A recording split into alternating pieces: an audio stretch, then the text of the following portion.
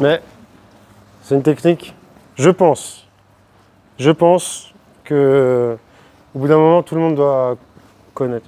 En fait, je la trouve vraiment très très efficace, vraiment. Je trouve que quand tu arrives à avoir la position, c'est quasiment gagné, ok?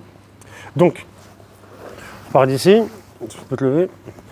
Toujours le même setup, donc quand on oublie l'appel, je suis en train de faire du jiu-jitsu, il me faut des saisies. Donc déjà, je dois contrôler ça ou ça, déjà.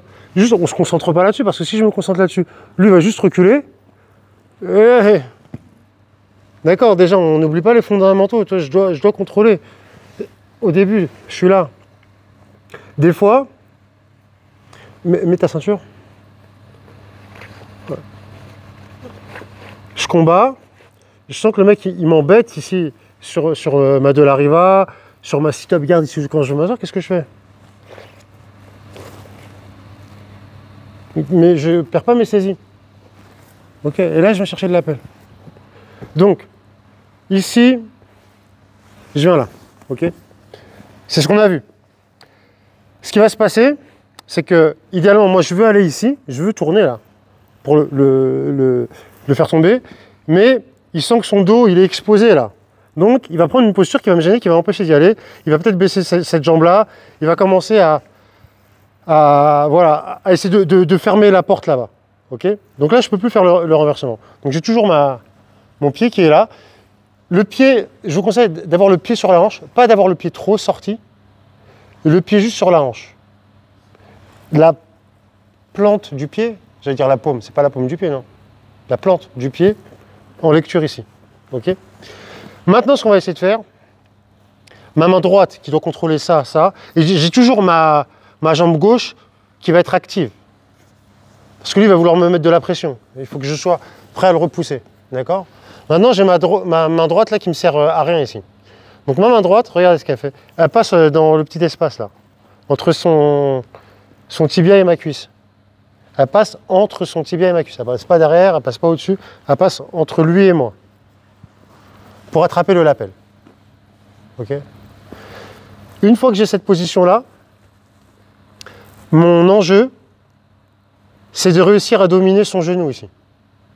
Qu'est-ce que ça veut dire par dominer son genou? C'est-à-dire, avec mon pied qui est posé sur sa hanche, je veux aller ici.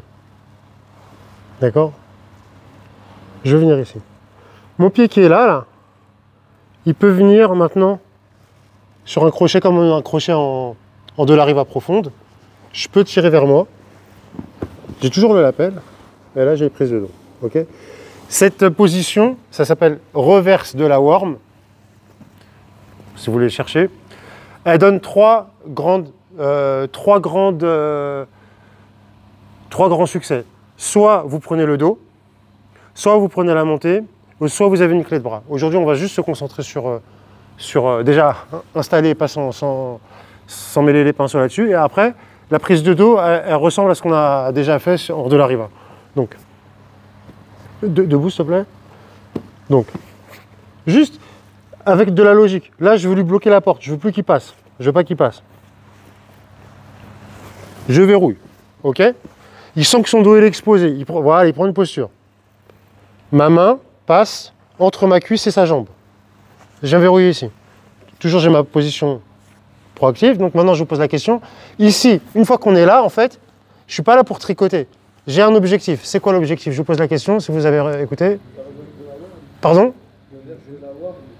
Reverse de la worm. Ça, c'est le nom. Ça, c'est magnifique. Pardon? Pardon, oui, j'ai pas entendu. Je suis un peu sourd parfois. Dominer le genou, oui. C'est votre objectif. Là, c'est son genou, là. C'est son genou. Donc, vous trouvez tous les moyens, vous lui mettez un coup de pied dans la tête, mais vous venez ici. Quand vous avez ça, c'est quasiment mort. Donc, là, je décompose, mais c'est ça, là. Vous voyez mon pied, là? Je fais du 45, normalement, vous devez le voir. Et ici, ok. Là, maintenant, ma main, elle va chercher le pantalon. Et là, je tire à moi. Je l'ai, là. Et j'ai toujours le lapel. Je garde le lapel tant que j'ai pas mis mon deuxième crochet. Et là, maintenant, je peux aller prendre le... Je remonte une dernière fois et puis je vous laisse vous amuser avec ça. On est là.